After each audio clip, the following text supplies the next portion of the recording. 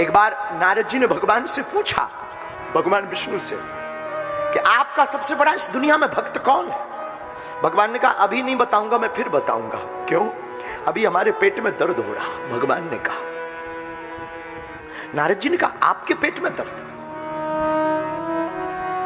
आप बताओ मैं क्या उपाय करूं, कौन सी दवा लाऊं?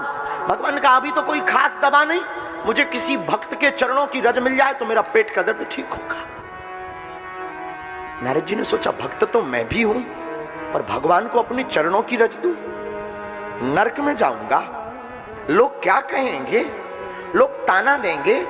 नारद जी ने कहा ना ना ना, हम अपने पिताजी के पास जाते हैं। ब्रह्मा जी के पास गए, आप तो भगवान के भक्त हो, भगवान के पेट में दर्द है, अपनी चरणों की रज दो। ब्रह्मा जी बोले बुद्धू है, पागल है क्या, बदमाश, भगवान को भला अपने चरणों की रज दूंगे? कहीं पर भी रज नहीं मिली। हार थक करके नारद जी वृंदावन में बैठ गए, आंखों में आंसू, पंखा झल रहे, गोपियां निकली। नारद जी आज इतने पसीना से तरबतर क्यों बैठे हैं और तुम्हारा चेहरा उजड़ा हुआ क्यों लग रहा? नारद जी बोले पूछने लायक बात नहीं है, बोलो बोलो बोलो बोलो बोलो क्या हुआ? नारद जी बोले हमारे सरकार के पेट में दर्द है और उन्होंने कहा कि हमारा दर्द तब मिटेगा जब कोई भक्त अपने चरणों की रज दे देगा। गोपियां बोली हमारे सरकार के पेट में दर्द? तुरंत गोपियों ने अपने पैर को जमीन में रगड़ा, रज उठाई, इतनी सारी रज गोपियों ने दे दी नारद जी को। नारद जी बोले रुको तो, भगवान को चाहिए, तुम नरक में जाओगी, पागल हो क्या, बाबरी हो क्या? विचार करके तुम अपने चरणों की रज दो, भगवान को लगाना है, नरक भोगोगी, पुण्य क्षीण हो जाएंगे। गोपियां कहती अगर हमारे नरक जाने से उनकी पीड़ा ठीक होती है तो मैं तैयार हूं।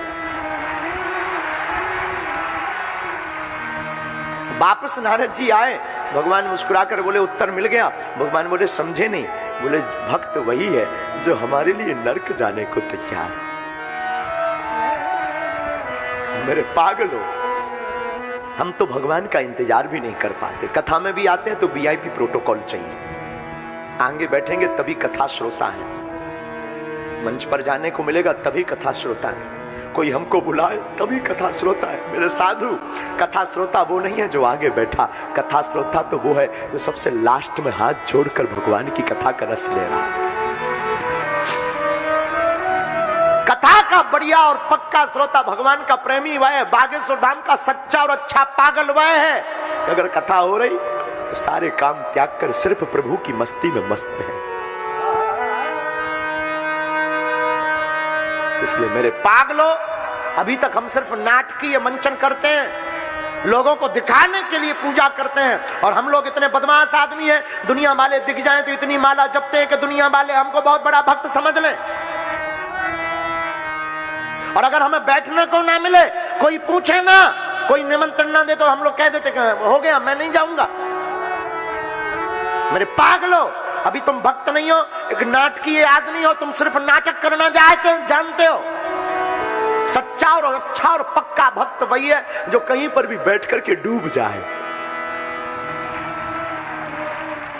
हो जाओ, बहुत हो गया, तुमने दुनिया का रस बहुत पा लिया, तुमने संसार के रस को बहुत पी लिया, तुमने काम के रस को बहुत पी लिया, तुमने वासना के रस को बहुत पी लिया, तुमने बहुत उलाहना सुन लिया, तुमने बहुत ताने सुन लिए, तुमने बहुत धक्के खा लिए। आओ अब काम रस नहीं, राम रस में डूबे।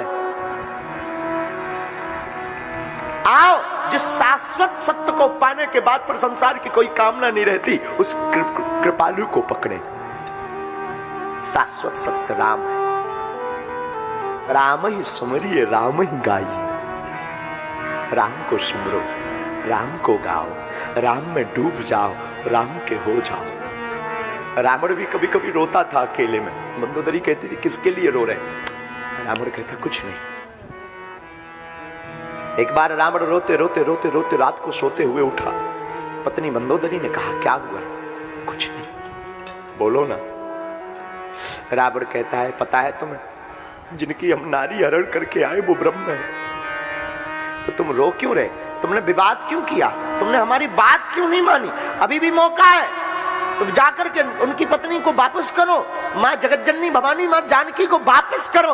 रावण कहते अब मैं ये भी नहीं कर सकता हूं, तामस देह है मेरी।